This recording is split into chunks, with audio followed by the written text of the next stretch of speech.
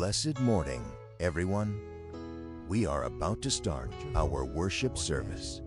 To avoid any distraction, please put your phone or gadget to silent mode and keep it inside your bag during the whole duration of the worship service. Thank you.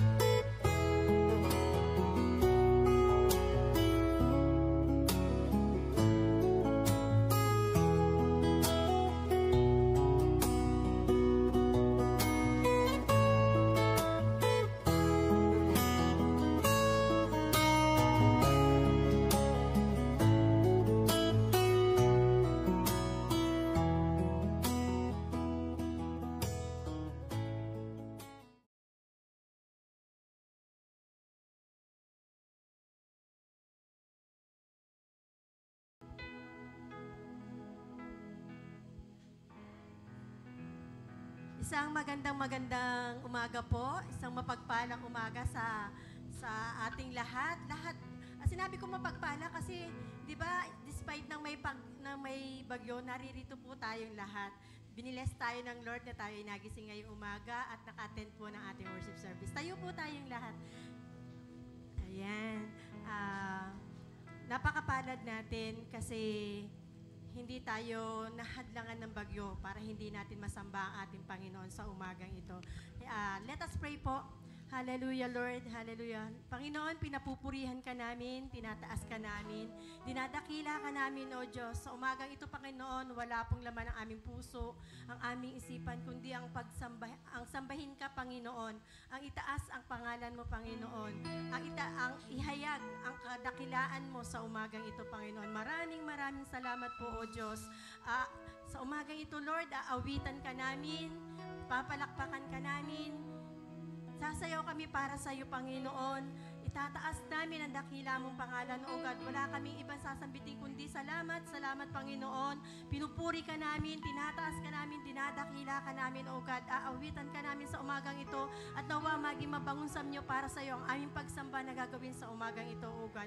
Maraming pong salamat, O Diyos. Pinupuri ka namin. Ito po aming dalangin sa iyo, Ama, sa pangalan ni Jesus. Amen. Amen! Hallelujah! Bigyan nga po natin ng malakas na palakpak ang Panginoon! Hallelujah! Sabi po sa awit 149 verse 3, purihin ang kanyang pangalan sa pagsayaw, tugtugin nila ang tamborin at alpa habang umaawit sa kanya. Kaya ngayon po sa umagang ito, let's give to the Lord our best praise para sa kanya dahil deserve niya to. Sabay-sabay po tayong umawit at sumayaw sa presensya ng Panginoon. Hallelujah!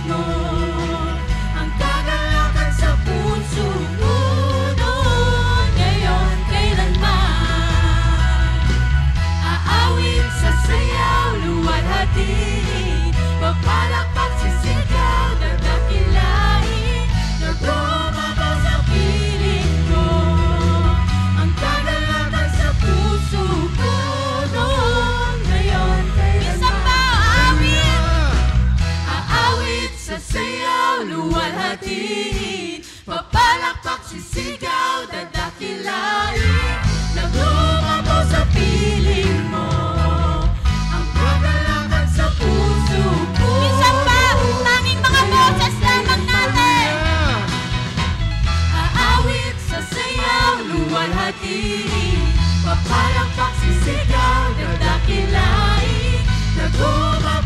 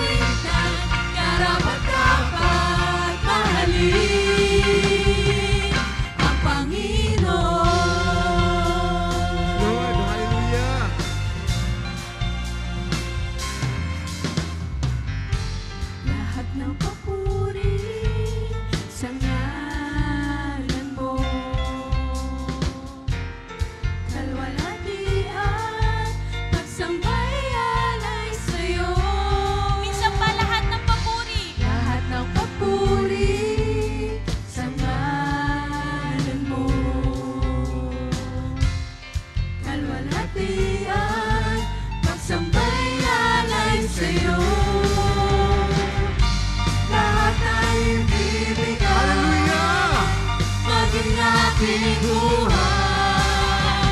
Karapat-dapat na purihin, karapat-dapat sambahin, karapat-dapat na awitan, karapat-dapat minsan ba? Karapat-dapat na Panginoon! Na purihin, Karapat-dapat sambahin, karapat-dapat na awitan, karapat-dapat mahalin, karapat-dapat na purihin, karapat-dapat sambahin, karapat-dapat na awitan, karapat-dapat mahalin, karapat-dapat na purihin, karapat-dapat sambahin, karapat-dapat na awitan, karapat-dapat mahalin ang Panginoon. Hallelujah! hallelujah, Tunay ng Lord. karapat-dapat na purihin, Panginoon! Oh, hallelujah. Hallelujah! Amen. Salamat, Panginoon. Salamat, Panginoon, sa dakila mong pag-ibig sa bawat isa, Lord. Tunay ngang nararapat ka na sambahin, na purihin, na dakilain, Panginoon, dahil nag-iisa ka. Salamat, Lord, kasi tapat ka, Lord God, sa bawat isa. Hallelujah. Hallelujah.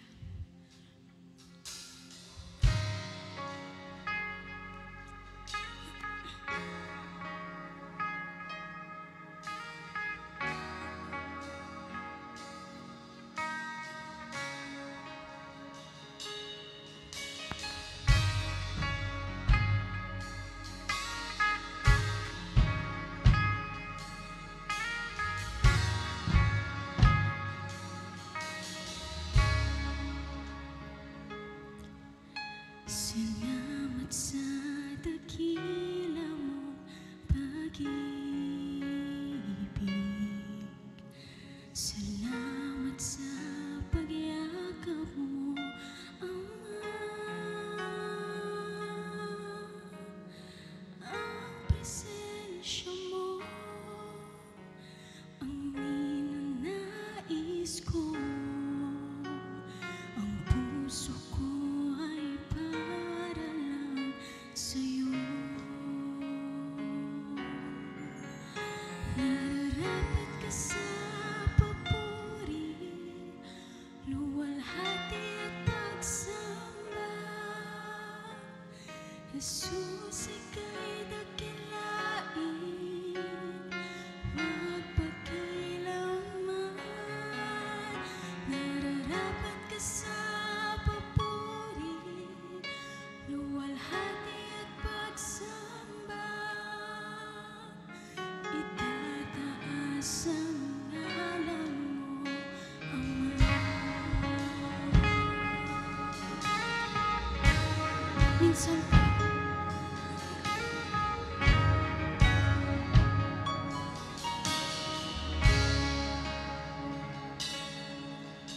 salamat sa dakila mong pag-ibig. Salamat sa pagyakap mo, Ama. Ang presensya mo ang ninanais ko. Ang puso ko ay para lang sa'yo. Nararapat ka sa papuri, luwalhati at pagsamba. Jesus, ika'y dakilain, magpakailanman. Nararapat ka sa papuri, luwalhati at pagsamba. Itataas ang ngalan mo, Ama.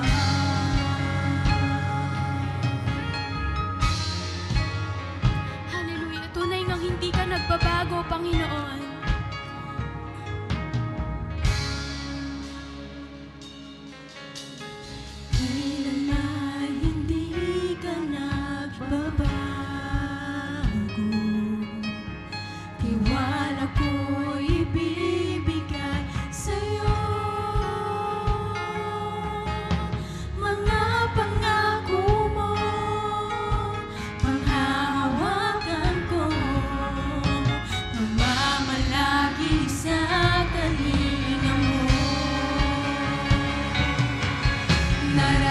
ka sa papuri, luwalhati at pagsamba. Jesus, ika'y dakilain, magpakailanman. Nararapat ka sa papuri, luwalhati at pagsamba. Itataas ang ngalan mo, Ama. Ang iyong nilikha'y luluhod sa iyo. Itataas ang ngalan mo. Bawat labi ay magpupuri. Jesus, dakila ka. Iyong nilikha'y luluhod sa iyo. Tinataas ang ngalan mo. Bawat lahi ay nagsasabi, Jesus, dakila ka. Nararapat ka sa papuri, luwalhati at pagsamba. Jesus, ika'y dakilain, magpakailanman. Nararapat ka sa papuri, luwalhati at pagsamba. Itataas ang ngalan mo. Minsan ba nararapat ka ba sa papuri, Panginoon? Nararapat ka sa papuri, luwalhati at pagsamba. Jesus, ika'y dakilain, magpakailanman. Nararapat ka sa papuri, luwalhati at pagsamba. Itataas ang ngalan mo, Ama. Ang iyong nilikha'y luluhod sa iyo. Itataas ang ngalan mo. Bawat lahi ay magpupuri. Jesus, dakila ka. Ang iyong likha'y lumuluhod sa iyo. Tinataas ang ngalan mo. Bawat lahi ay nagsasabi, Jesus, dakila ka. Nararapat ka sa papuri, luwalhati at pagsamba. Jesus, ika'y dakilain, magpakailanman. Nararapat ka sa papuri, luwalhati at pagsamba. Itataas ang ngalan mo, Ama. Nararapat ka, Panginoon. Nararapat ka sa papuri, luwalhati at pagsamba.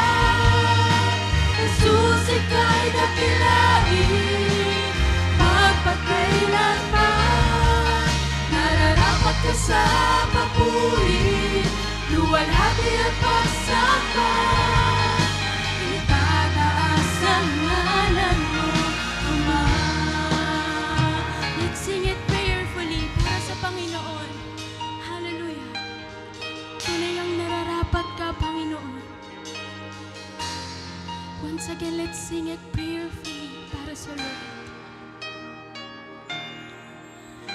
Nararapat ka sa papuri, luwalhati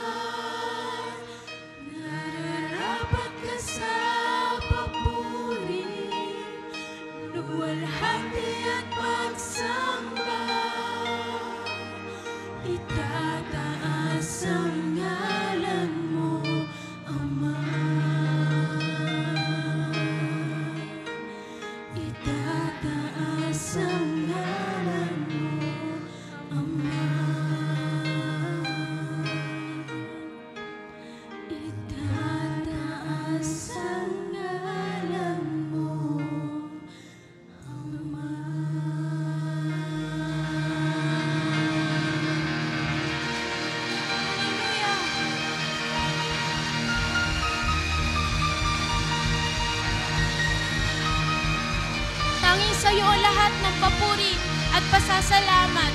Tanging sa iyo lamang, Panginoon. Hallelujah. Hallelujah. Makakaupo na po tayo.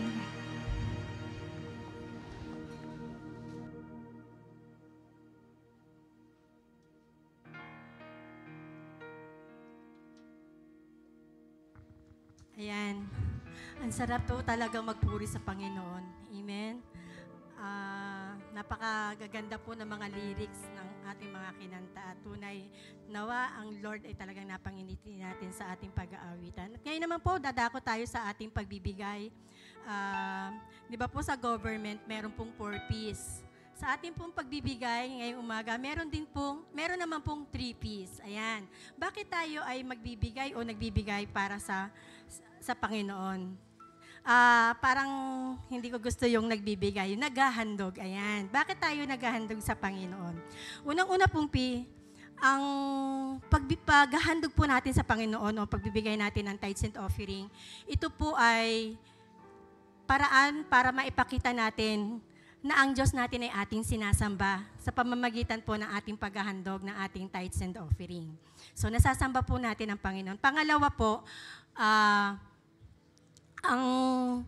ang pagbibigay po natin ay nagpapakita ng ating pagtitiwala sa Panginoon. Amen? Kasi, di ba po yung babaeng balo dun sa saripat, hello, ayan. Sinabihan po siya ng alagad ng Diyos na ipagluto siya ng tinapay, pero walang-wala na po yung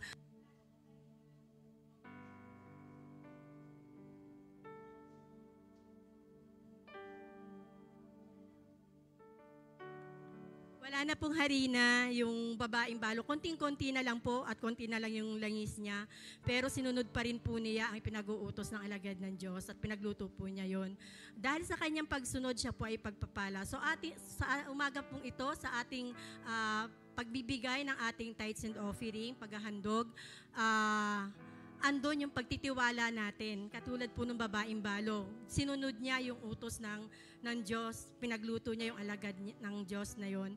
At alam po natin ang nangyari, Lord, hindi nawalan ng langis at ng harina doon sa kanyang lalagyan. At yung huli pong P ay yung pagsunod. Isa po sa utos ng Diyos ay ang ibigay po natin ang ating buong-buong ikapo. Pati na rin po yung ating mga kusang loob, yun po yung offering natin. At pag nakita po ng Panginoon sa puso natin yon, ang pangako po ng Panginoon sa Malakay, bubuksan niya ang pintuan at durangawan ng kalangitan upang ibuhos ang siksik, liglig at papapala sa buhay natin. Amen po. Kaya sino po ang gustong tumanggap ng blessing mula sa Lord sa umagang ito? Ayan. Kaya po, sige po, tayo po ay magbigay na ng ating mga kaloob sa ating Panginoon. Sa gitna po uli ang daan at sa gilid po ang sumasara.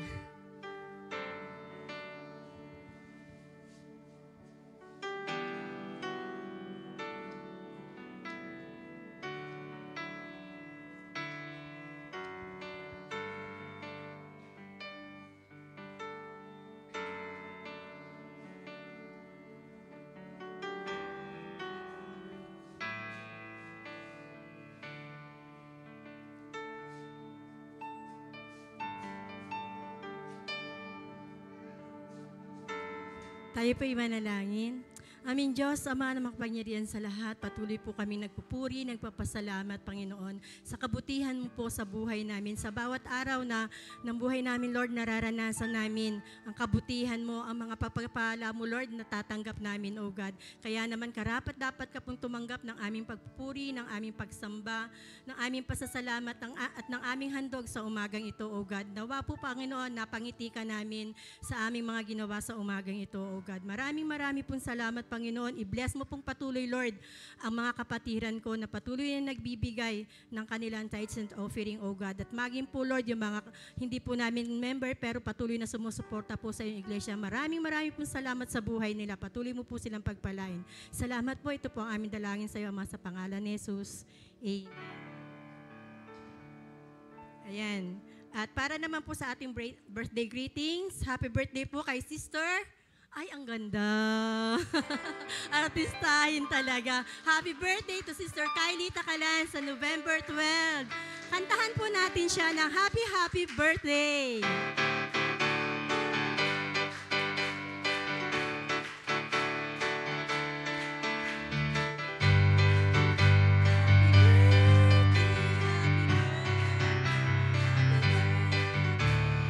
May the Lord God bless you, Kylie.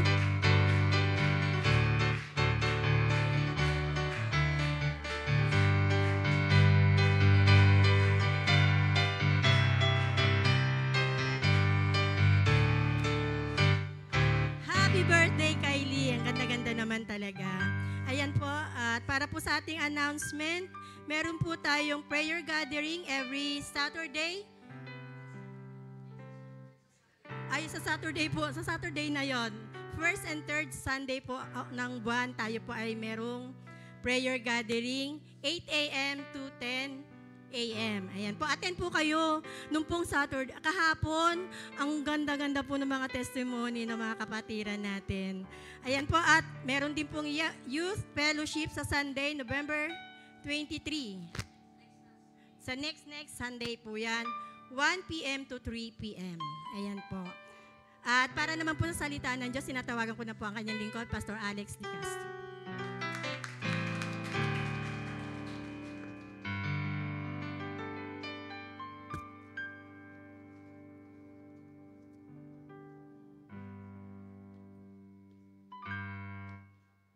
Good morning ho. Praise God. Yan. Di pa ho naulan kasi sabi, hintay ko munang matapos ng service sa mga churches. Saka ako bubuhos. Pero mamaya ho, after ng service, quickly, uwi na po tayo at maghanda at mag-ingat. At ingatan po tayo ng Lord. Amen ho? Praise God. God bless you. Risa sasabihin ko. Ano? Pangalan? Jello. Nanay sasabihin ko, God bless you, Jello. At ang buong worship team at of course ang tech group at ang kayo pong lahat na naririto. Salamat po at sa ganitong sitwasyon ay narito po tayo para sumamba at magpuri sa Panginoon. Amen ho? Bago po natin makita o malaman po ang topic natin, meron lamang po na ipapakitang picture. Dalawa lamang po ito. Ayan. Yan po ay pag-award ng employee or CEO of the year, no? Yung pong mga nagtrabaho, naglingkod sa mga kumpanya. Ino-honor po sila po ay binibigyan ng mga parangal, no? Meron pa ba? Ayan, CEO of the year, no? Yan po ay Pinoy. Alam po sa PLDT yan, no? Si Panlilio, ayan. Ayo. Ano ba yung CEO? Chief Executive Officer. Yan, no? So, kita po natin yan, ang mga bagay na yan ay nangyayari dito sa mundo. Pero gusto ko rin pong sabihin sa inyo na hindi basta po nangyayari yan kasi may mga katangian, no, o qualities na tinitignan po ang isang kumpanya para mahalal kayo o mapili na most outstanding CEO or most outstanding na marahil ay manager, no? Okay? At isa po sa mga malamang na criteria ay yung tiwala ng kumpanya, no? O trust, at pangalaw po ay yung faithfulness o yung katapatan noong binibigyan ng parangal. Amen po ba? Kaya yun po, mahalaga po sa kumpanya yon, yung loyal, no? Yung napapagkatiwalaan siya at tapat siya sa kanyang mga tungkulin. At yun po ay standard po yun sa lahat ng kumpanya ay ginagawa po yun. Kaya lagi po ang criteria o sa mga criteria ay yung may tiwala sa kanya ang kumpanya at siya po ay tapat. Alam niyo po sa ating relasyon sa Diyos, yun din po ay mahalaga sa Panginoon. Pero niya po tayong pagkatiwalaan at tayo po ay tapat sa Kanya. Amen po? At yun po yung pag-usapan natin sa umagang ito. Ang ating pong title ay Katiwalang Pinagkatiwalaan. No? Huwag ko nang i-Englishin, mahirapan pa ako. Ayun na lang, faithful stewardship ang sabi diyan. No? So, katiwalang pinagkatiwalaan. Ang text po natin ay nasa Lucas chapter 12, beginning verse 41. At ito po ang sabi ng salita ng Diyos. Nagtanong si Pedro, Panginoon, para kanino po ba ang talinghaga na iyon? Para sa amin o para sa lahat? Mamaya po sabihin ko kung anong talinghagang iyon. Sumagot ang Panginoon, Hindi ba't ang tapat at matalinong utusan ang pamamahalain ng amo niya sa mga kapwa niya alipin? Siya ang magbibigay sa kanila ng pagkain nila sa tamang oras. Mapalad ang aliping iyon kapag nadatnan siya ng amo niya na ginagawa ang kanyang tungkulin. Sinasabi ko sa inyo ang totoo, pamamahalain siya ng kanyang amo sa lahat ng mga ari-arian nito. Ngunit kawawa ang alipin kung inaakala niyang matatagalan pa bago bumalik ang amo niya. At habang wala ito ay pagmamalupitan niya ang ibang mga alipin, lalaki man o babae, at magpapakabusog siya at maglalasing. Darating ang amo niya sa araw o oras na hindi niya inaasahan at parurusahan siya ng matindi at isasama sa mga hindi mapagkakatiwalaan. Ang alipin nakakaalam ng kagustuhan ng amo niya, ngunit hindi naghahanda at hindi gumagawa ng kanyang tungkulin, ay tatanggap ng mabigat na parusa. At ang aliping hindi nakakaalam ng kagustuhan ng amo niya at nakagawa ng kamalian ay parurusahan din. Pero magaan lang. Ang binigyan ng marami ay hanapan ng marami. Mas marami nga ang pananagutan ng pinagkatiwalaan ng mas marami. Ito po ang salita ng Diyos. Sa wika English po, maganda yung salin niya. Siguro mamaya po mababasa natin. So tayo po ay manalangin. Aming Ama, salamat po sa iyo sa oras na ito. Na every now and then, Panginoon, pinapaalala niyo po sa amin na kagaya po ng text na binasa po namin na kami po ay iyong mga lingkod, kami po ay iyong mga anak na pinagkatiwalaan po ninyo ng mga gagawin namin para sa iyong karaan, para sa iglesyang ito at para sa kapaligiran namin sa mga taong hindi pa nakakilala sa iyo. Nawa po, O Diyos, sa oras na ito, sa liwanag po ng iyong salita na aming pag-uusapan, ay ma-reinforce na sa amin. Ma-inspire po kami na yung ipinagkatiwala niyo po sa amin na buhay, lakas, kakayanan, gifts, Lord, ay magamit po namin ng maayos para sa iyong kaluwalhatian. At gamitin namin po ito at maglingkod sa iyo at sumunod ng may katapatan. Salamat po, O Diyos, tunghayan niyo po ang aming puso, ang imbal na espiritu sa pagbubulay namin ng iyong salita. At sa iyo po bumalik ang papuri at pagluwalhati sa pangalan ni Jesus. Tayo pong lahat ay magsabi ng Amen. Praise God. So, umpisa na po natin, mga kapatid. So, ang title po natin, Katiwalang Pinagkatiwalaan. Okay ho?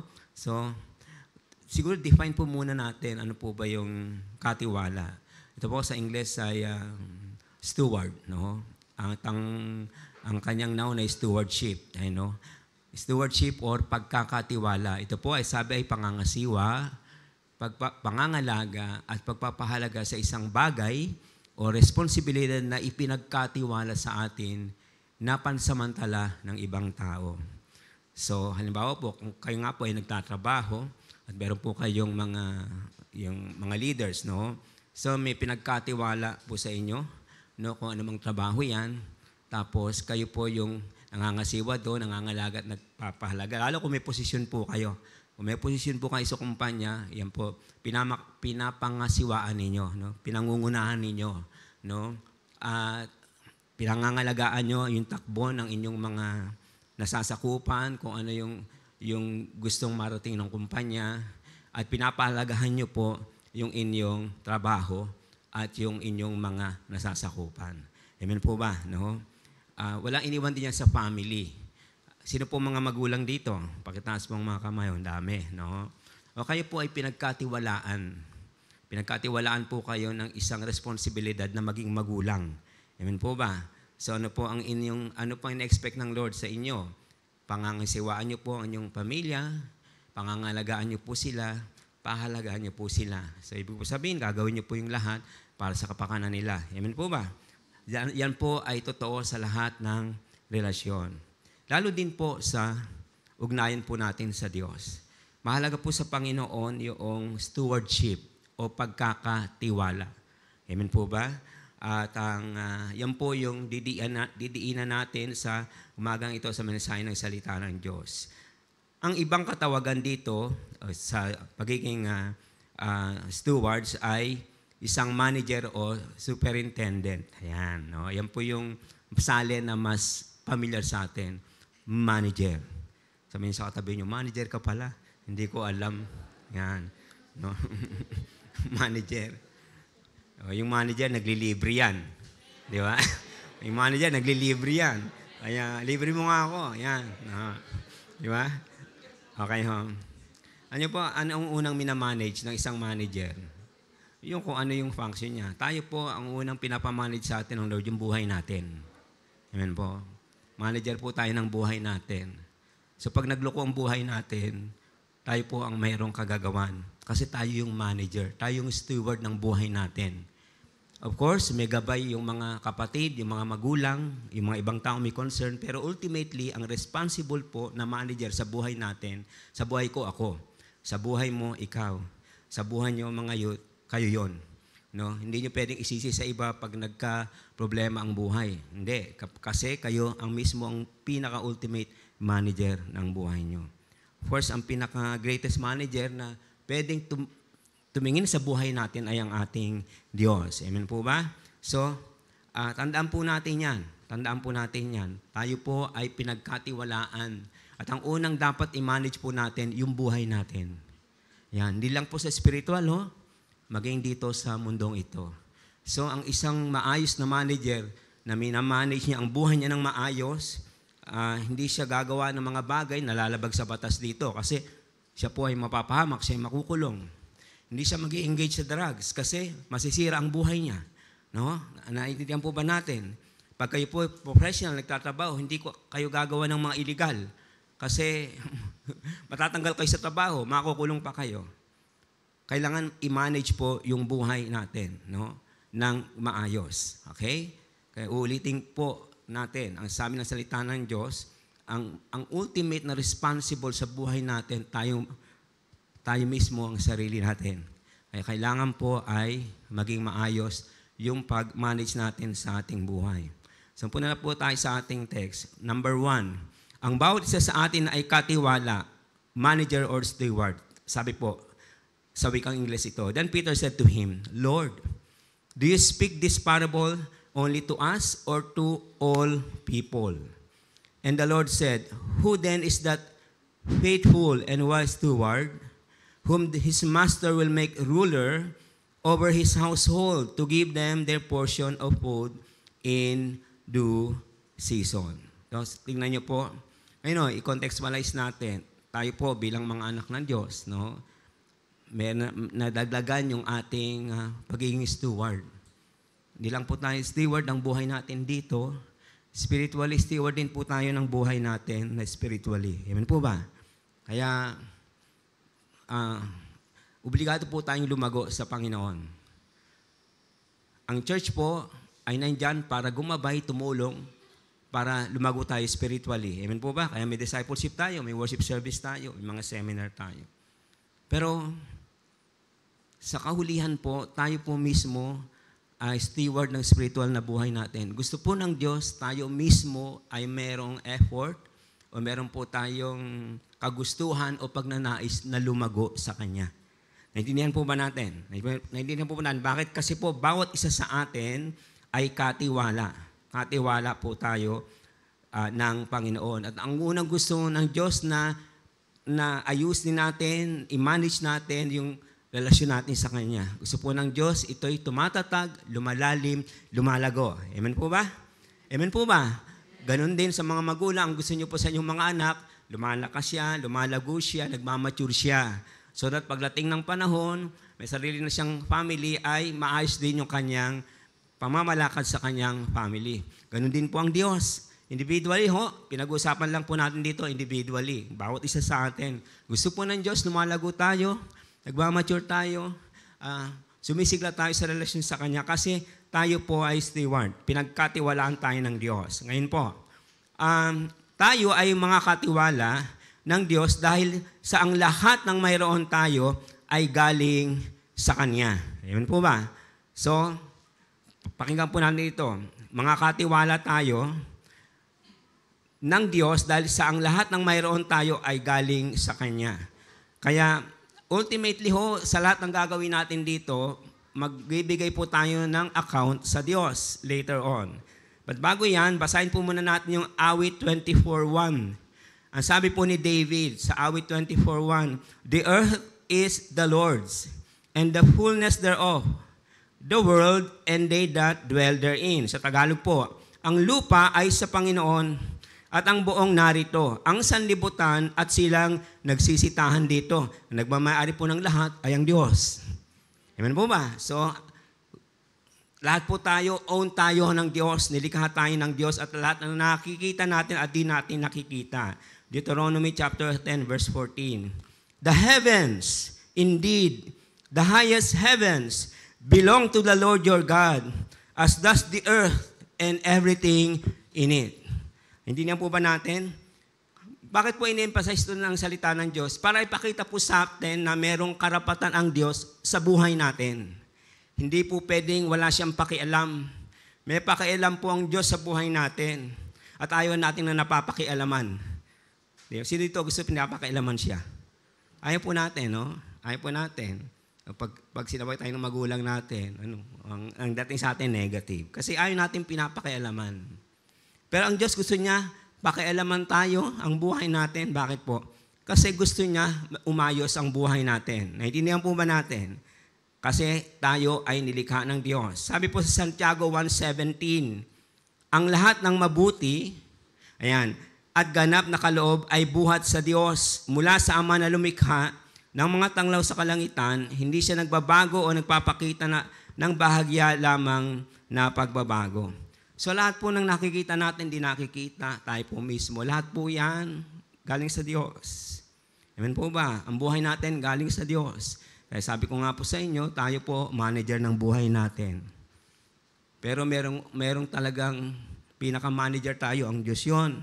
Kaya dapat po, sa buhay natin dito, ay sikapin po natin ibuhay ito ayon sa kalooban ng Diyos. Tingnan po natin ito. Pinagkatiwalaan tayo ng Diyos ng mga abilities or gifts. Yan, no? Yung kakayanan para makapaglingkod po tayo sa Kanya, makasunod tayo sa Kanyang kalooban. Di lamang po yun. So, ang unang pinagkakalob sa atin, abilities or gift. Ayan po yan. Pangalawa, panahon o pagkakataon, opportunities. No, para po, kung ano yung gusto ng Diyos na mangyari sa atin, magamit po natin. At may panahon o may pagkakataon na magagamit natin yun para sa Kanya. Sabi po yan, para sa sariling kapakanan, no? Hindi para sa sariling kapakanan lamang, kundi maging instruments or stewards tayo ng mga bagay na spiritual. Tingnan niyo po mga kapatid, no? Tayo po, ang buhay natin, meron siyang physical aspect, meron po siyang spiritual aspect. So, gusto po ng Diyos, maging maayos ang buhay natin dito sa lupa. Amen po ba? Gusto niya ma-manage natin ng maayos ang buhay natin dito, yung physical existence natin. But at the same time, gusto rin po ng Diyos, maging maayos din yung ating spiritual na buhay. Gusto rin po ng Diyos na dito sa iglesyang ito at sa Kanyang kaharian, magamit niya po tayo. Amen po ba? Kaya kita niyo po, binigyan po tayo ng abilities, ng kakayanan ng Panginoon. So, meron tayong mga natural abilities. No? Bawat isa pinagkalooban ng Diyos ng kakayanan. Merong talagang magagaling kumanta. Meron magagaling mag-imbento. Mga scientists. Di po ba? Hindi lahat scientist. Hindi lahat inventor. Pero meron lamang pong nililika ang Diyos na yun ang binigyan niya ng ganong abilidad. Naintindihan po ba natin? So lahat ng nagagawa nating maganda, maayos, yung meron tayong kakayanan, galing po yan sa Diyos. But at the same time, mga kapatid, binigyan din tayo ng Diyos ng mga gifts o yung mga kakayanan para makapaglingkod po tayo sa Kanya, para magamit tayo ng Diyos kasi katiwala po tayo ng Panginoon. Okay ho? Sa Acts chapter 9 verse 15, tingnan niyo po ito. Sabi po ng Lord kay Paul, but the Lord said unto him, go thy way, for he is a, chosen vessel unto me to bear my name before the Gentiles and kings and the children of Israel. Chosen vessel siya. Tayo pong lahat dito ay chosen. Pinili po tayo ng Panginoon nang tayo po ay makakilala sa Kanya. Di ba? Sarap ng pakiramdam kapag pinili ka. Diba? Kesa yung isinantabi ka. Di ba? Pwede naman tayong iisang tabi ng Panginoon. Pwede tayong iitsapuera. Alam niyo yung itsapuera? Pwede tayong iitsapuera ng Panginoon. Pero mas gusto niya, piliin tayo. Kasi mahal niya po tayo. Amen po ba? So tandaan po natin, ang plano ng Diyos sa buhay natin ay maayos at maganda. Ito po si Pablo, kilala natin. Alam po natin ang buhay niya. Bagamat siya po ay maka-Diyos, pero hindi niya kinikilala si Jesus na Messiah. Sa katunayan po, siya po ang trabaho niya ay mag-persecute o umusig ng mga Kristiyano. Magpapatay ng mga Kristiyano. Chosen vessel ba yun? Hindi po ba? Hindi. Hindi naman eh. Pero chosen vessel siya kasi aayusin ng Diyos ang kanyang buhay. At yun po ay nangyari nung siya ay kausapin ng Panginoon, bigyan ng liwanag ng Lord ang kanyang isipan at sumampalataya siya sa Panginoon. Sa Gawa chapter 9 verse 15 hanggang 16. Pero sinabi ng Panginoon kay Ananias, no, lumakad ka dahil pinili ko siyang maglingkod sa akin para ipakilala niya ako sa mga hindi Hudyo at sa mga hari at sa mga Israelita. At ipapakita ko rin sa kanya ang mga paghihirap na dapat niyang danasin para sa akin. Tingnan niyo po sa Tagalog, pinili ko siya, no? I have chosen him. Pinili po si Pablo sa isang particular na gagawin. Pinili din po tayo kasi may pinapagawa ang Diyos sa buhay natin. Sa physical at sa spiritual. Kaya yung mga may pamilya dito, kayo po ay pinili ng Diyos na maging mga magulang ng inyong mga anak kasi meron pinapagawa sa inyo ang Diyos para sa inyong pamilya. But at the same time, kayo po pinili ng Diyos, laging mga Kristiyano tayo kasi po meron siyang gustong ipagawa sa atin para sa kanyang kaharian, para sa church na ito. Amen po ba? Tandaan po natin yon. Kaya, hindi po dapat maging dahilan na busy po tayo sa maraming bagay para hindi po tayo makaganap ng pagkatawag sa atin ng Diyos. Hindi po excuse yun. Kasi both calling are important. At meron po siyang panahon na kailangan uunahin natin ang Panginoon. There are times, yung pamilya mo, binibigyan ka ng Lord ng pagkakataon na pangunahan mo. Amen po ba? Hindi siya pwedeng maglaban.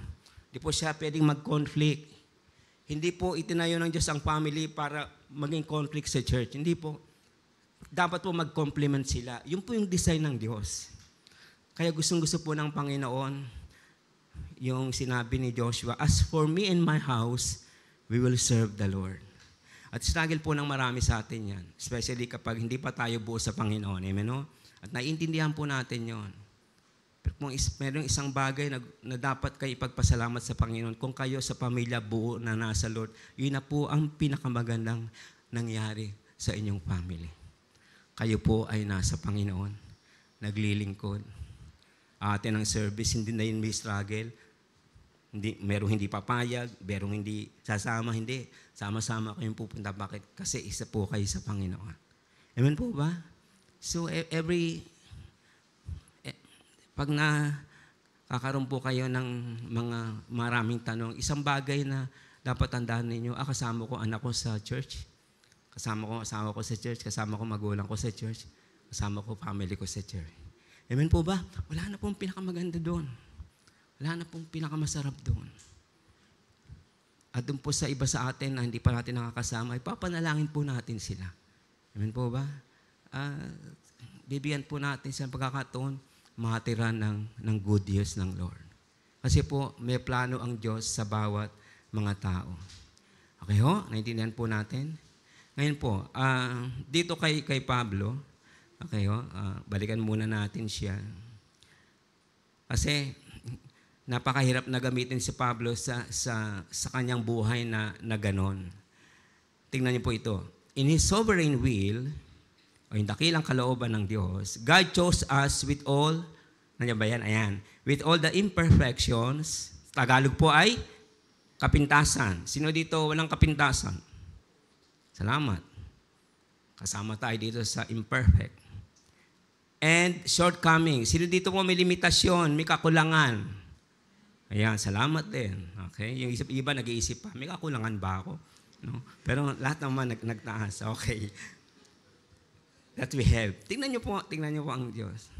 Sino po pinipili niya? Hindi yung perfect. Hindi yung sufficient. Ang pinipili po ng Diyos, yung imperfect. Yung merong mga yung imperfect, yung merong makapintasan. No? Si Pablo, ang daming kapintasan po noon. Bakit ba siya pinili ng Diyos? Si Pablo, ang daming shortcomings niya, ang dami niya pong limitasyon. Mamaya makikita natin. Pero pinili siya ng Diyos. O tayo, dahil imperfect tayo, may mga limitasyon tayo, shortcomings tayo, salamat, mapipili tayo ng Diyos. Amen po ba? Naintindihan po ba natin? Okay.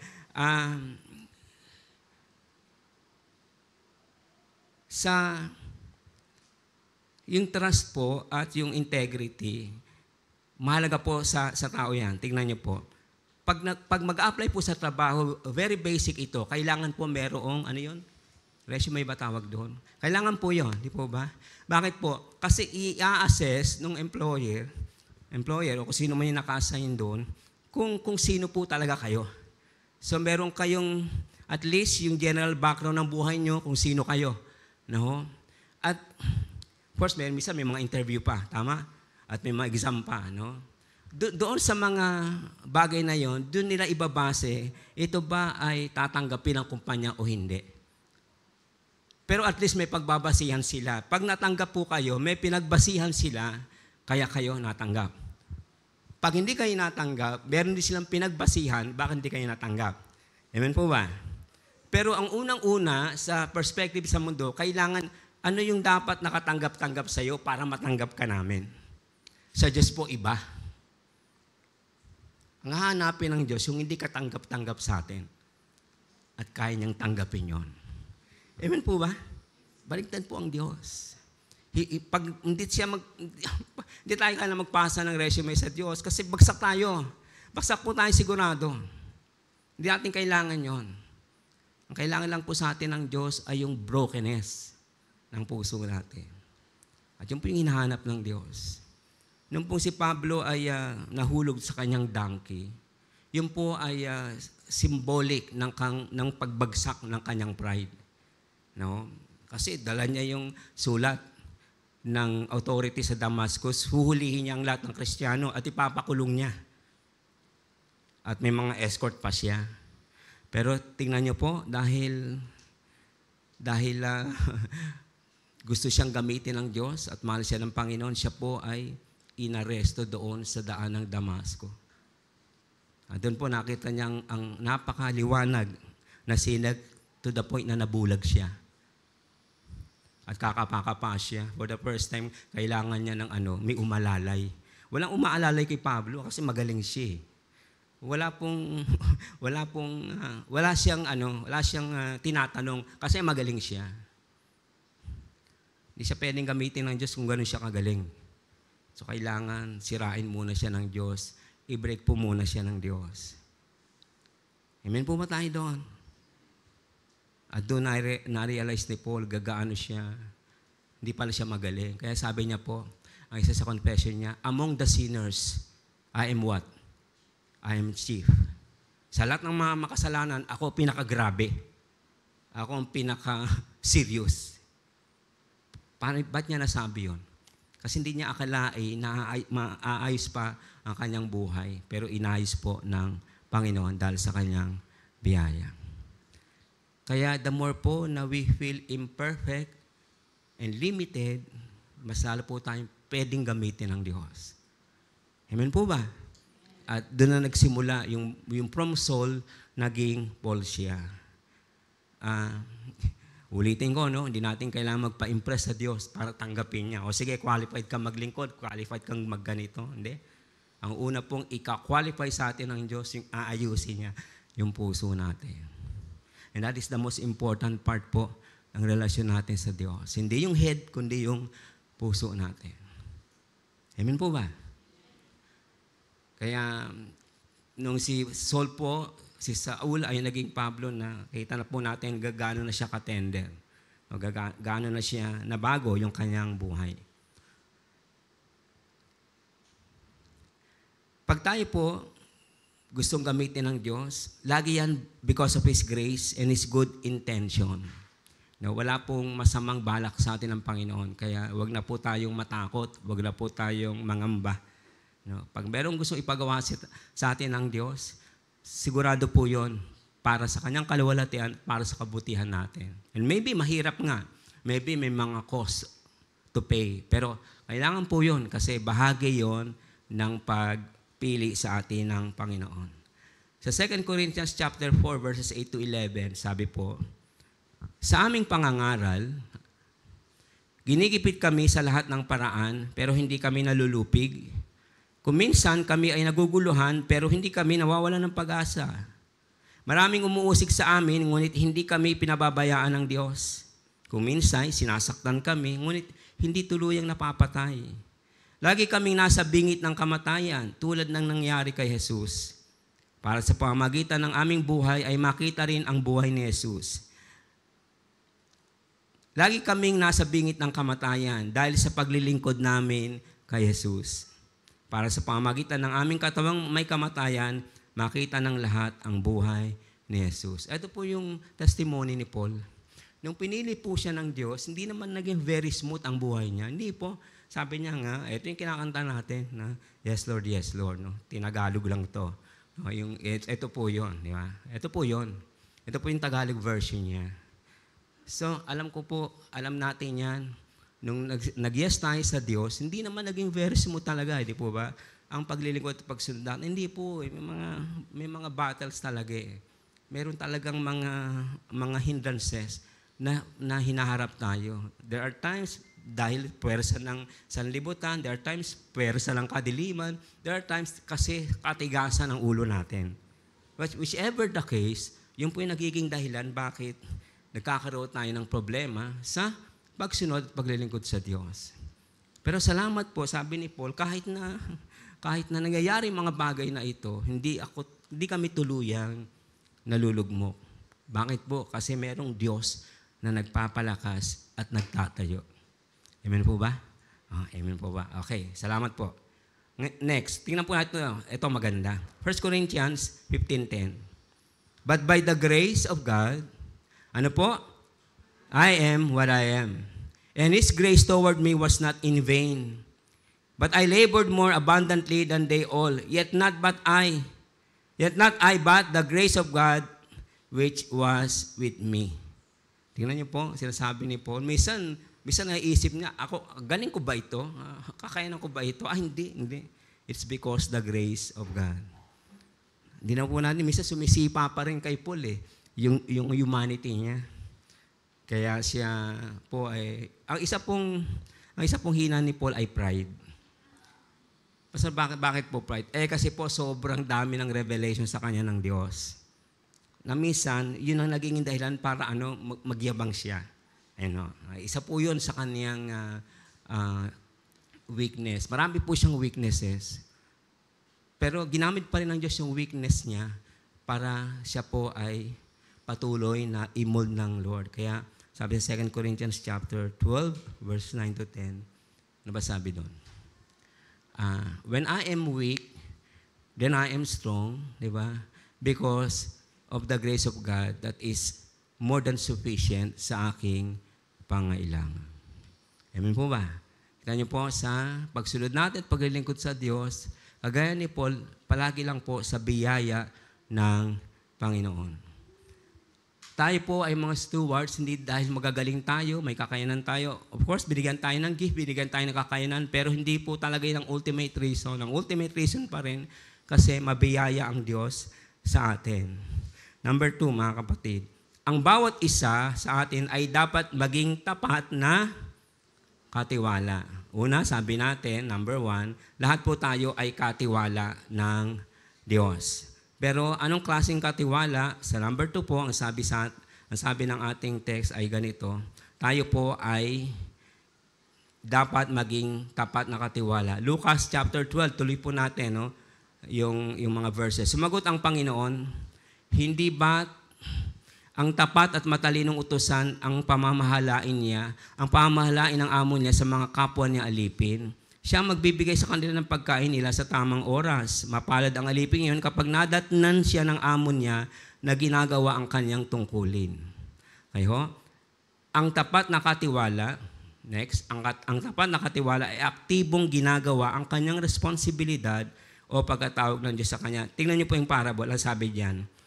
Mapalad, no? Ang alipin yun kapag nadatnan siya ng amo niya na ginagawa niya ang kanyang tungkulin. So ito po yung parable, no? Maraming servants. Tapos may chief servant, sabi nung amo, alis muna ako, ito assignment mo, itong mga kapwa servant, ikaw muna itatalaga ko na chief, na leader, pero pangalagaan mo sila. Ikaw mag-asikaso ka sa kanila, pagkain nila, kung ano gagawin nila. Tapos, so pagbalik ko, para kahit wala ako maging maayos ang takbuhan dito sa bahay. Okay po, naintindihan natin. Okay. So umalis na siya. Parable kasi ito eh. Pero ang sabi po sa parable, sabi ng Lord, kaso hindi naging maayos, hindi naging faithful na steward yung inassign niya. Nang ginawa, nagpabaya. No? Hindi, imbis na pakainin yung ibang mga servants, siguro pinera niya, siya lang nakain, yung iba hindi. Siguro bumibili siya ng load, di ba? O bumibili siya, nag-shopping siya. Sa kanya lang yon, no? Napabayaan yung kanyang ibang servants, no? Kaya, tingnan niyo po, sabi dito, ang tapat na katiwala ay aktibong ginagawa ang kanyang responsibilidad o pagkatawag ng Diyos na gawin niya.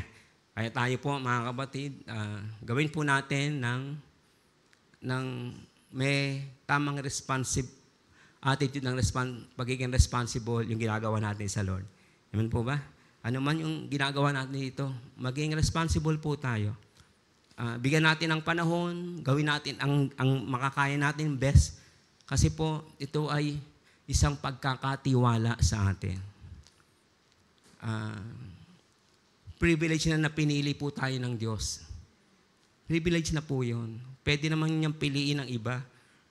Tayo po ang pinili. Sana po maging grateful tayo. Di po ba? Sa Panginoon. Itong katiwalang ito, sa takbo po ng parable, mukhang hindi naging maayos siya. So kailangan maging, yung amo rito sa parable, yun po ang Panginoon na babalik. Hindi pa siya nabalik. Di po ba? So kailangan gawin natin na maging responsible po tayo sa pagkatawag ng Diyos sa buhay natin. Ang tapat na katiwala ay hindi nagbabakasakali o nag-aaksaya ng pagkakataon na ibinibigay ng Diyos. Okay? Sabi po, tuloy natin yung parable. Ngunit kawawa ang alipin kung inaakala niyang matatagalan pa bago bumalik ang amo niya. At habang wala pa ito'y pagmalupitan niya ang mga alipin, lalaki man o babae, at magpakabusog siya at maglalasing. Bakit po? Darating ang amo niya sa araw o oras na hindi niya inaasahan at parurusahan siya ng matindi at isasama sa mga hindi mapagkakatiwalaan. Ano po ang isang bagay na parang hindi tayo maging tapat na katiwala ng Diyos kapag tayo po ay nagbabakasakali o nag-aaksaya ng pagkakataon na binibigay sa atin ng Diyos kasi iniisip natin, wala pa naman ang Panginoon. Pero babalik nga po siya at hindi natin alam kung kailan. Kanina po sa devotion, isa po yun sa nabanggit. Doon sa James chapter 5. Bakit kailangan tayong maglingkod sa Diyos? Ba't kailangan tayong sumunod sa Panginoon? Kasi po, babalik siya. Ang problema, hindi natin alam po kung kailan. So kung iniisip po natin, mahaba pa yung time natin, marami pang pagkataon na darating, hindi po, ang isipin po natin, limited na lang ang time, limited na lang ang opportunity, so kailangan gumawa na ako para sa Panginoon. Amen o? Huwag po yung, may oras pa naman, bata pa naman ako, malakas pa naman ako, may panahon pa. Hindi po, hindi po. Pwede nyo ikaw tuwiran yun, delikado po yun. Kasi baka pagdating ng Panginoon, empty-handed lang tayo later on kasi hindi tayo naging mabuting katiwala. Amen po ba? Kasi ito sasabihin natin sa ating sarili, wala nang time, konti na lang ang panahon, konti na lang ang opportunity. Kailangan sumunod na ako sa kalooban ng Diyos. Yung mga edad ninyo, di ba? Sabihin nyo na, bata pa naman, mga teenager pa naman kami. Siguro pagdating ng mga may trabaho na kami, sumasweldo na kami, sa kami magko-commit maigi sa Lord. Hindi. Ngayon pa lang, i-commit na natin ang buhay natin sa Panginoon. Bakit? Kasi hindi marami ang opportunity, hindi mahaba ang time. Kasi hindi natin alam kung kailan darating ang Panginoon. At dito po sa parable, dumating nga biglaan yung amo. Nadatnan niya na pabaya yung kanyang inassign. Yung chief steward, pabaya. So pinagalitan, malamang tinanggal sa trabaho. Sinisante. Yan.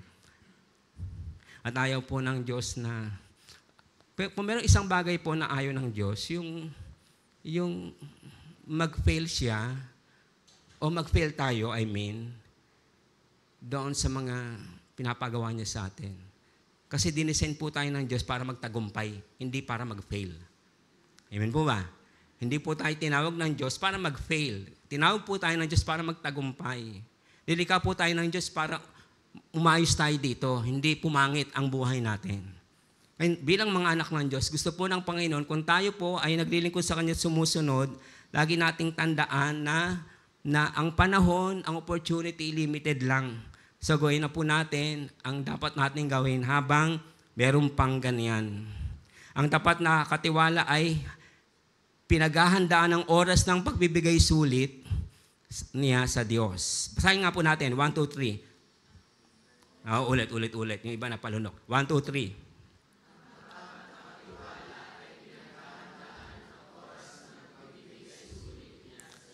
Okay, nahirap. Mabigat yung pagbibigay sulit eh. Ito na lang po, yung dating po kasi ang time, i-evaluate ng Diyos yung paglilingkod natin sa Kanya, sa Bima. Ito naman po ay nasasabi ko na sa inyo every now and then. This is just to remind us time and again na hindi po baliwala yung ginagawa natin sa Panginoon. Wala pong nababaliwalang pagtayo ng worship leader dito.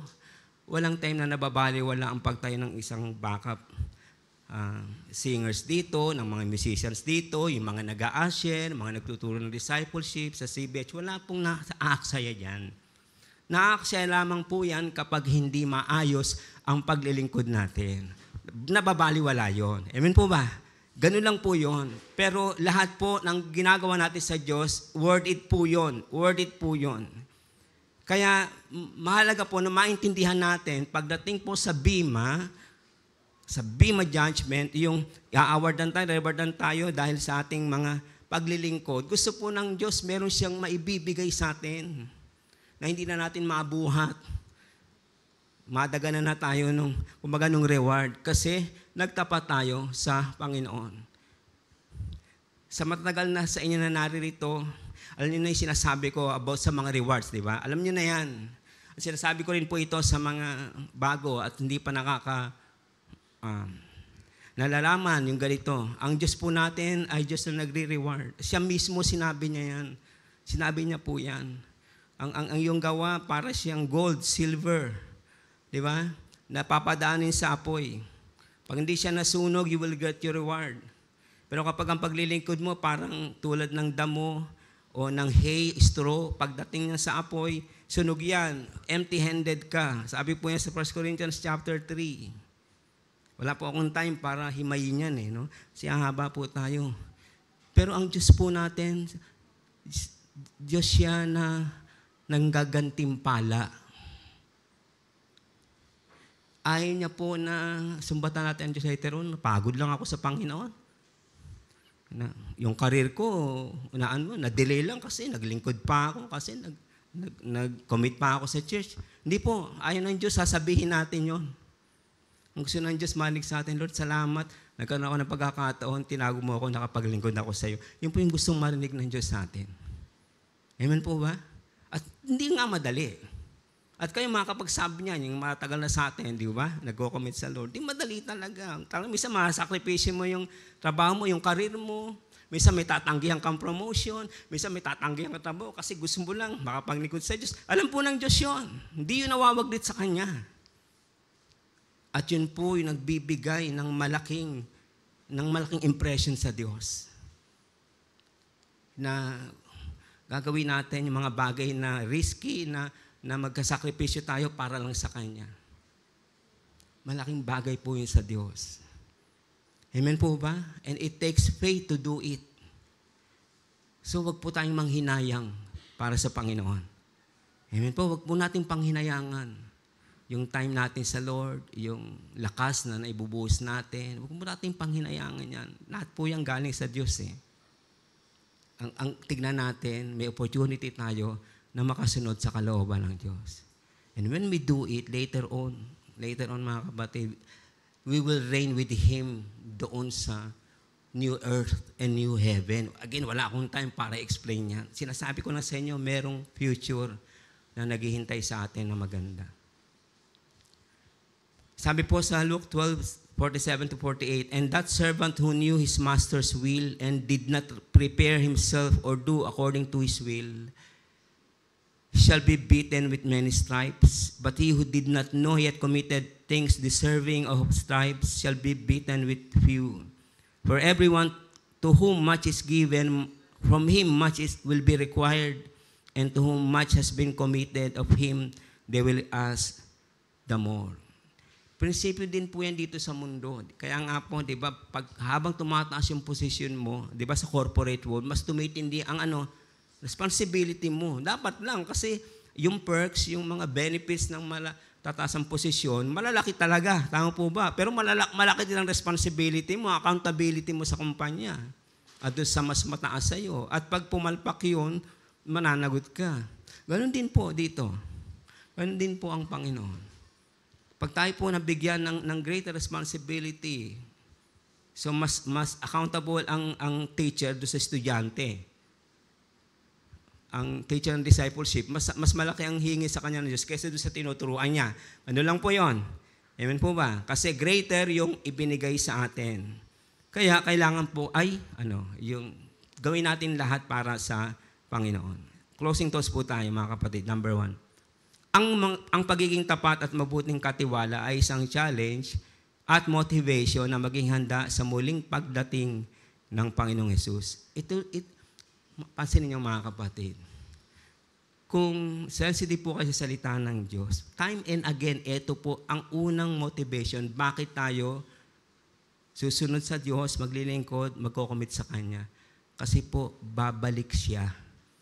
Tignan niyo po si Peter, si John, si James.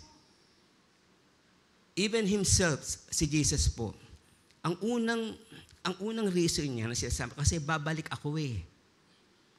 Kaya, sumunod kayo sa akin, maglingkod kayo sa akin ng buong katapatan. Tingnan niyo po. Sa Luke 12:39-40, but know this, that if the master of the house had known what hour the thief would come, he would have watched and not allowed this house to be broken into. Therefore, you also be ready, eto na po, for the Son of Man is coming at an hour you do not expect. Palagi po ganun yun. Hindi po nagkakaroon ng greater na motivation except dito po, na kailangan handa tayong sumunod maglingkod sa Diyos kasi po babalik siya. Palagi niya pong sinasabi yan. Titus 2:13. Wala yan dyan. Titus 2:13, eto po, pakinggan niyo ako. Sapagkat ang biyaya ng Diyos ay nagbibigay ng kaligtasan ay inihayag sa lahat ng tao. Ito ang nagtuturo sa atin na talikuran ang kasamaan at makamudnong pagnanasa. Sabi po, kaya mamuhay tayo sa mundong ito ng maayos, matuwid at makadiyos. Tingnan niyo po ito. Habang hinihintay natin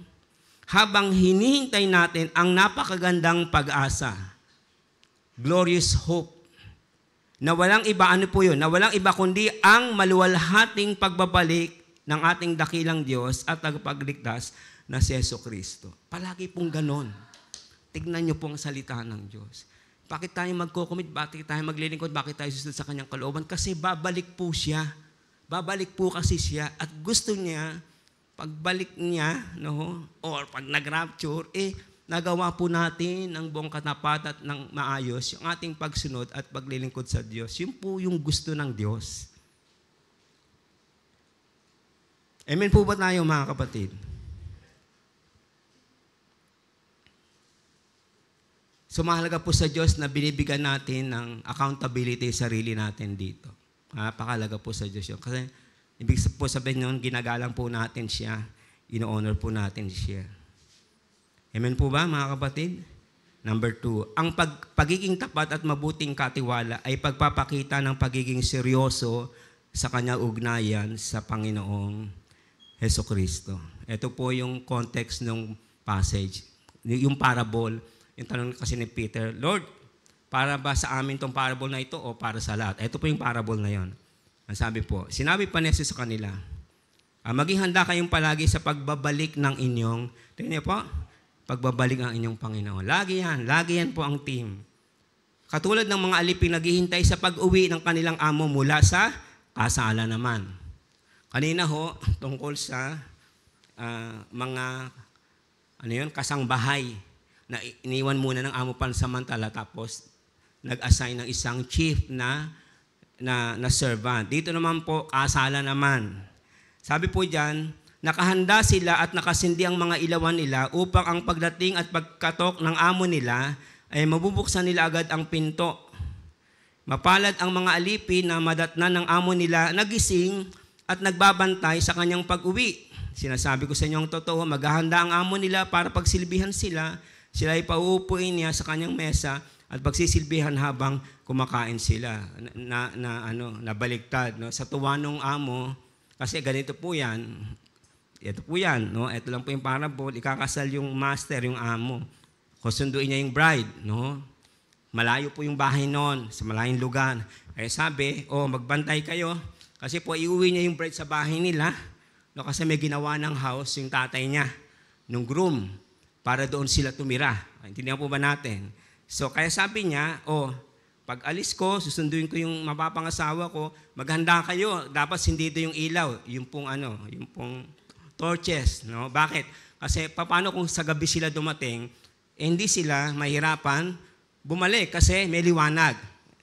Alam niyo po yung parable of the virgin? 10 virgins, yun po yun, no? Similar siya. Ito po yung ibig sabihin nun, dapat nakahanda sila at nakasindi ang mga ilawan nila upang pagdating at pagkatok ng amo nila, mabuksan nila ang pinto. Okay? At madatnan silang gising at nagbabantay. Yun po ang image rin. No? Tingnan niyo po.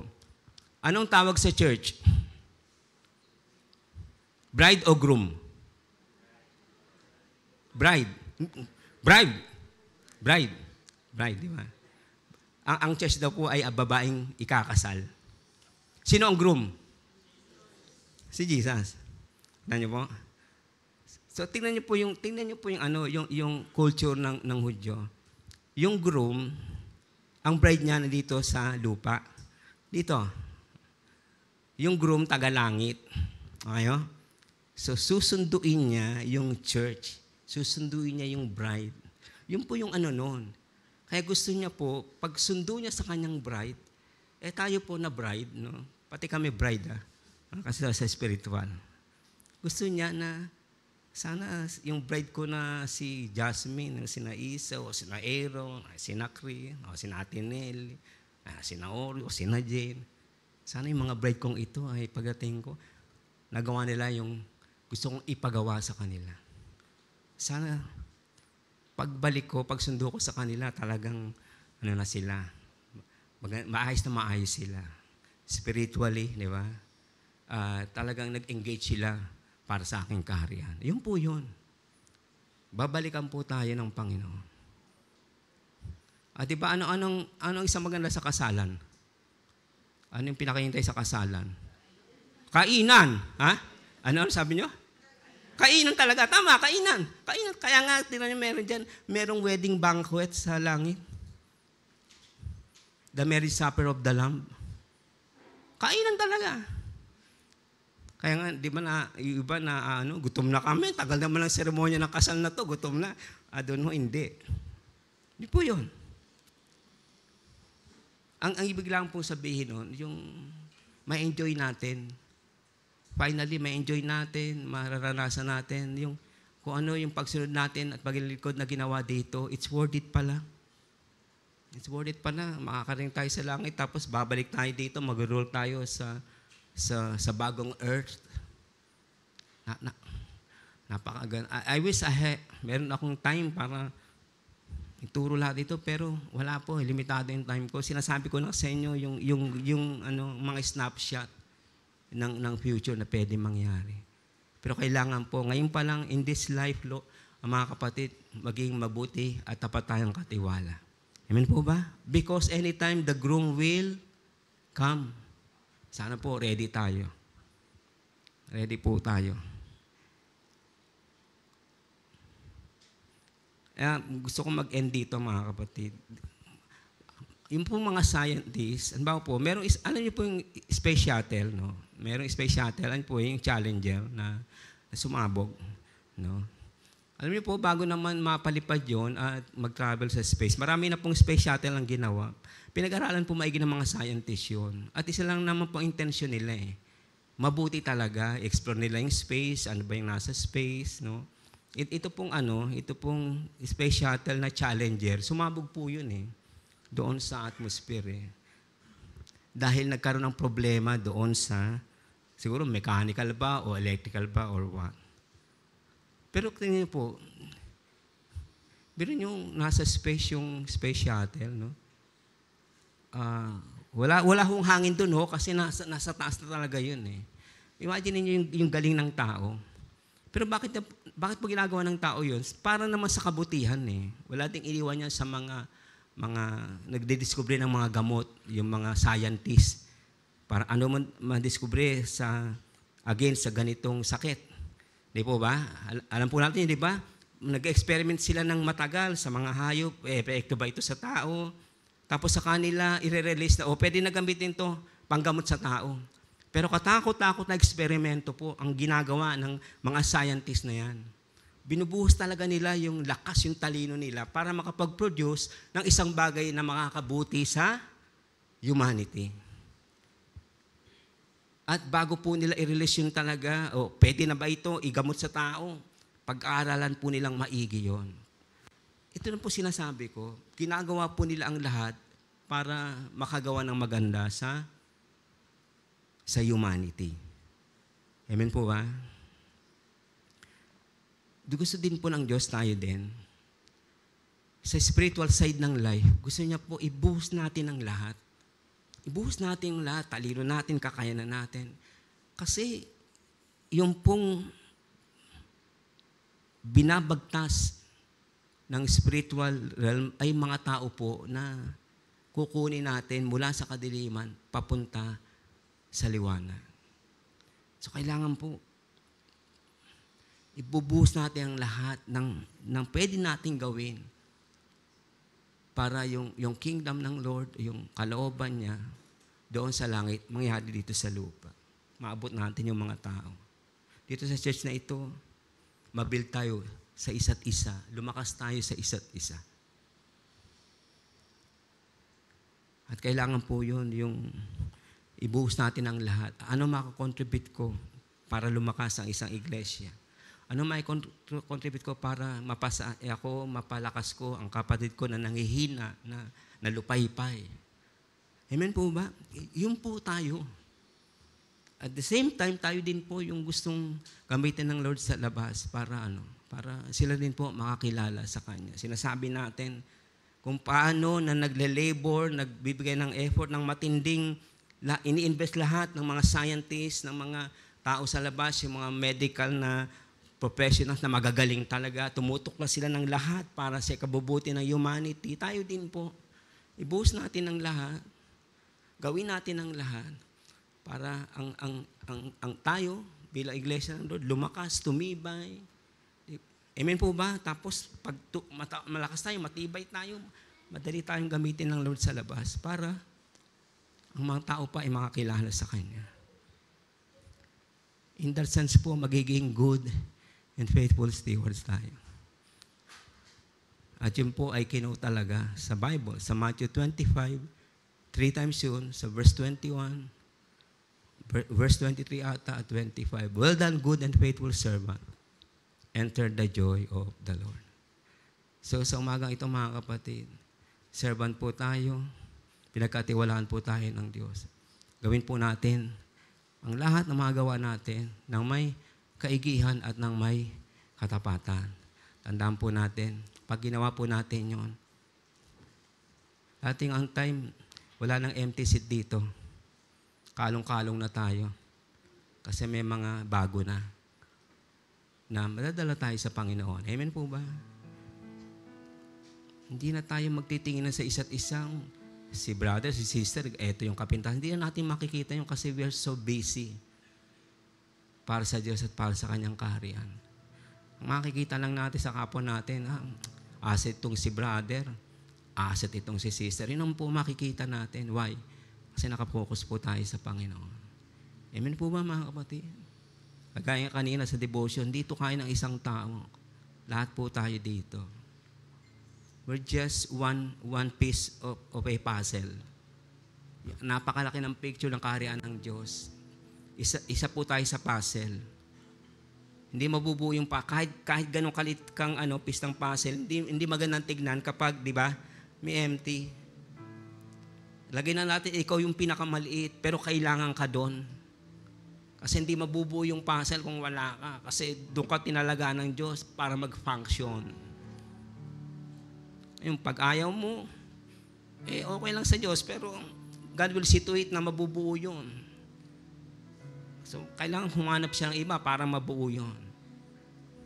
Pero kung ikaw yun, kung ako yun, di ba, hindi ko nabibigoy ng Panginoon. Sige Lord, gusto ko ako doon sa puzzle na yun, ako yung piece na yun. Yes ako, yes Lord, para sa iyo. Amen po ba? So, mga kapatid, tinawag po tayo, pinagkatiwalaan tayo. Kasi katiwala po tayo ng Panginoon.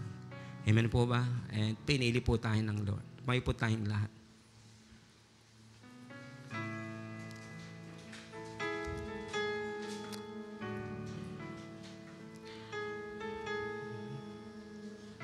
Thank you, Lord. Hallelujah. Hallelujah. We bless you, Lord. We praise your name. We exalt you, Lord. Panginoon, salamat po na pinili niyo po kami. Chosen po kami, O Diyos, sabi na yung salita. Salamat po sa kaligtasan. Salamat po sa pagpapatawad. Salamat po sa buhay na wala hanggan. Salamat po sa lahat-lahat, Lord. Tulungan niyo po kami na maging matandain sa mga bagay na ginagawa niyo sa buhay namin. At mapapagod po kami sa pag-iisip dahil napakarami po ng mga mabubuti at magandang bagay na ginagawa niyo sa buhay namin. At dahil po dito, Lord, salamat po. Salamat po sa iyo, Panginoon. Pinupuri po namin kayo. Salamat, Lord, na naligtas kami, napatawad kami. Salamat, Lord, medyo na nagmamahal sa amin. Salamat, meron pong Diyos na nagmamalasakit sa amin. Salamat, meron Diyos na babalikan kami pagdating ng panahon. Lord, salamat po. Salamat po sa iyo, Panginoon. Narito po kami sa oras na ito. Lahat po kami ay servants, Lord. Dahil lahat po kami yung mga anak. Tulungan niyo po kami sa oras na ito na yung mga ipinagkatiwala niyo po sa amin. Una yung buhay namin, magamit po namin sa maayos, sa maganda. Dito sa sanlibutan at para sa iyong kaharian. Para sa iglesyang ito na kung saan tinawag mo kami, Panginoon. Make us faithful, Lord. Tulungan mo kaming maging tapat sa iyo at maging mabuti na sumusunod at naglilingkod sa iyo. Huwag kaming magbaka sakali, huwag kaming magpabaya, huwag kaming mag-delay, dear Lord. Dahil ang opportunity ay maiksi lamang. Tulungan mo kami sa oras na ito sa pangalan ni Jesus, Lord, na karoon kami ng proper na approach, Lord, o understanding kung ano po yung tinawag mo para sa iyong kaharian. Na iniligtas mo mula sa kadiliman papunta sa liwanag. Dahil meron po kayong gustong ipagawa sa amin, Lord. At salamat, Lord, sa privilege na kahit imperfect kami, kahit may mga shortcomings kami pa rin po ay pinili ninyo. So Lord, sa oras na itulungan mo naman po kami na kahit paano ay mag-respond sa iyo, Lord. With all our hearts, with all our strength, with all our might and abilities na pinagkaloob niyo po sa amin. Para, Lord, magamit niyo po kami sa iyong kaharian. Magamit niyo po kami dito sa labas, Lord. Magamit niyo rin po kami dito sa loob. Oh God, we thank you, Lord. You are good to us. Thank you for choosing us, Lord. Thank you, God, sa lahat. Sa lahat, Lord, pwede mo na kaming hindi piliin, pero pinili mo pa rin kami. Panginoon po, salamat po sa iyo, O Diyos. Salamat po, Panginoon. Purihin po kayo, O Diyos. Nawa sa oras na ito, as we sing this song, Lord, ma-motivate kami further, ma-inspire kami lalo na ang Diyos na aming pinaglilingkuran ay mabuti, tapat, mapagmahal, lumilingaw, nagbabantay na Diyos. Diyos na walang katulad, walang kapantay. Diyos na laging maaasahan. Diyos na hindi magpapabaya. Ikaw po yan, Panginoon, na tumawag sa amin. So Lord, just touch our hearts this morning. Speak to our hearts, dear Lord. Salamat po, Diyos. Salamat po, Panginoon. In Jesus' name, we pray for these things, Lord. Amen. Hallelujah.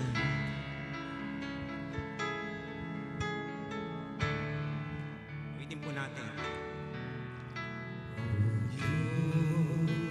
Sa kabutihan mo, ako'y naririto upang magpuri sa iyo. O Diyos, sa kabanalan mo, nalulugod ako. Buhay ay iaalay ko, ikaw lamang. Ikaw lamang ang nagtiwala sa akin. O Diyos, di kita bibiguin. Magtatapat sa iyo, maglilingkod ako. O Diyos, kay buti mo. Amen, Lord. O Diyos, sa kabutihan mo, ako'y naririto upang magpuri sa iyo. O Diyos, sa kabanalan mo, nalulugod ako. Buhay ay iaalay ko. Ikaw lamang ang nagtiwala sa akin. O Diyos, di kita bibiguin.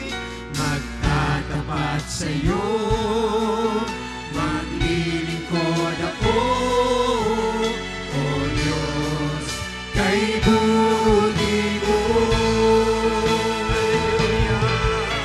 Ikaw lamang ang nagtiwala sa akin. O Diyos, di kita bibiguin. Magtatapat sa iyo, maglilingkod ako. O Diyos, Sabihin palagi, o ikaw lamang, O Diyos. ikaw lamang ang nagtiwala sa akin. O Diyos, di kita bibiguin. Magtatapat sa iyo, maglilingkod ako. Ito po ang sabi namin ng aming puso. Kay O ikaw buti lamang, O mo. Diyos. Ikaw lamang ang nagtiwala sa akin. O Diyos, di kita bibiguin. Magtatapat sa iyo, maglilingkod ako. Magtatapat sa iyo. Kay Maglilingkod kami, O Diyos. Hallelujah. magtatapat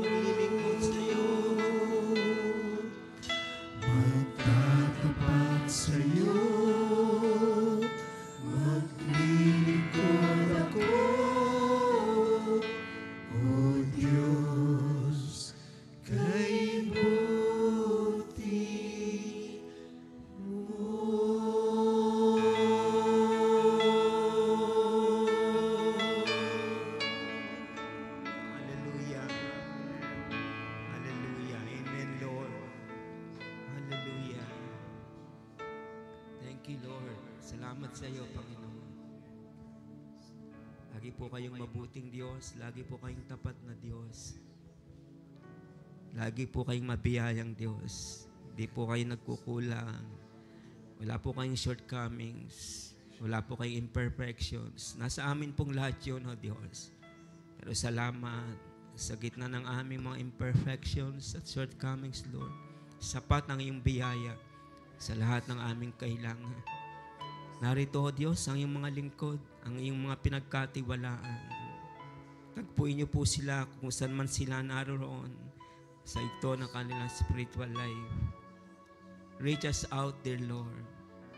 Kung ang kailangan ng iba sa amin ay inspirasyon at further motivation, palakasin niyo po, Panginoon. I-inspire niyo po kami, O Diyos, na patuloy. Ang iba sa amin ay napapagod, napapaga, Lord. Renew our strength like an eagle, dear Lord. Give us time of refreshing, Lord, sabi ng iyong salita. Give us time of renewal, sabi ng iyong salita, Panginoon. Salamat, O Diyos, nasa iyo ang lahat ng kulang sa amin. Ikaw ay nagpupuno. Ikaw yung gumagabay, nagpapalakas. Ikaw yung nagbibigay ng kaaliwan, Lord. Nasa iyo po ang lahat, O Diyos. Salamat, Panginoon. Pagdating ng panahon, matatapos na din po yung pagiging katiwala namin sa iyo. Ating ang time, matatapos na rin, Lord, yung nagawa namin sa iyo dito sa lupa. Kasi babalikan niyo po kami, Panginoon. Pero meanwhile, dear Lord, habang wala pa nga po yung find us faithful, Lord.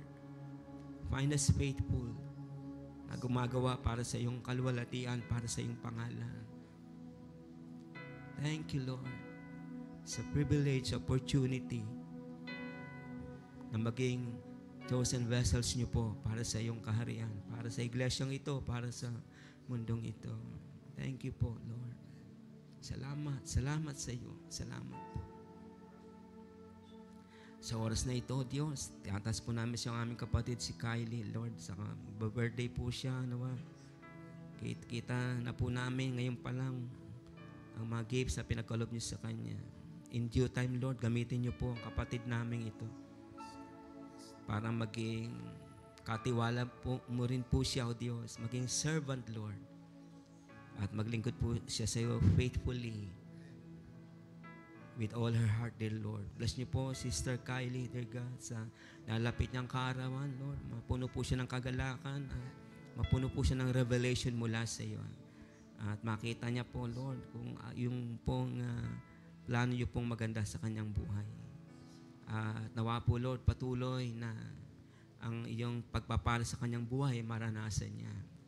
Tinataas po namin sa iyo ang mga kababayan namin, lalo itong buong Pilipinas na ngayon po ay sumasalanta na yung bagyo. Nanalangin po kami na umiwas na ba yung direksyon ito, pero Lord, mukhang hindi na ito iiwas, pero salamat. Babantayan niyo pa rin po ang buhay ng aming mga kababayan, especially po yung tinatamaan ngayon ng bagyong ito. At later on, mamaya, Lord, o bukas, tatama din ito dito sa lugar namin. Preserve our lives, Lord. Ingatan niyo pong buhay ng iyong mga anak, ng mga families nila, ng mga mahal nila sa buhay, O Diyos. Langin po namin na, Lord, nawa maghimala po kayo para hindi na maging mapaminsala pa ang bagyong ito. Nawa umalis agad ito ng mabilis sa aming bansa at matunaw na at mawala na, Lord. Para hindi na magtagal pa yung paghihirap ng marami sa amin. Salamat, Lord. Alam po namin na kung merong storms dito sa natural na kalagayan at may storms sa mga spiritual na kalagayan, salamat, ikaw pa rin po yung katugunan sa lahat ng ito. So we entrust to you everything, our country, dear Lord. Cover us with your presence, Lord, with your protection, with your preservation, dear Lord. Salamat, Panginoon. At alam ko po, iingatan niyo po kami sa aming pag-uwi at ibang mga churches pa na nag-service pa rin ngayon. Iingatan niyo po ang lahat kami. Sa aming pag-uwi, sa aming mga bahay, Lord, kayo po yung mga kasama namin. Lord, marami pong salamat. Bless niyo po ang mga nakakasama ko po sa worship service ngayon at yung mga kasama namin sa online, pagpalain niyo rin po sila. Ngayon, O Diyos, sa aming pag-iwahiwalay, Alam po namin na ang iyong mayamang pagpapala ay patuloy namin maranasan. Sa ating dakilang pastor na nagsabi na lahat ng ating pangailangan ay nasa kanyang katugunan. Ang ating pastor na ito, nasabi niya sa mga sugat natin, sa mga kapaguran natin, siya yung kalakasan natin. Sa pastor na ito, nasabi niya kahit lumakad tayo sa madilim na landas ng mga sitwasyon, ang sabi niya, sa atin siya hanggang sa wakas ng panahon. Ang mga pagpapalang ito, ang mga pangakong ito, ang presensya ng Panginoon ay sumabawat isa po sa atin. Hindi lamang po sa oras na ito, kundi sa habang panahon, sa pangalan ng Ama, ng Anak, ng Espiritu Santo, at tayo pong lahat ay magsabi ng Amen. Amen. Praise God.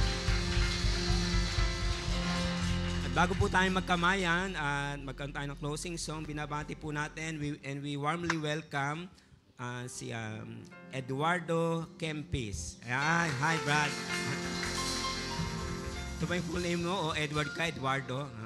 Napansin ko nga po, pagdating niya, mag-umpisa tayo, dumating siya. So God bless you. No, mukhang siya po ay Christian na, manampalataya na siya. Hindi ko alam kung saan siya natin. Pero kung wala po kayong inatin na iba or nagbabakasyon kayo dito, you are welcome in this church. God bless you, Brad. Okay, palakpakan po natin ang Panginoon. Okay po, natin na po si Yelo. Ayan, minsan pa po, sama-sama natin purihin at sambahin ang Panginoon. Hallelujah!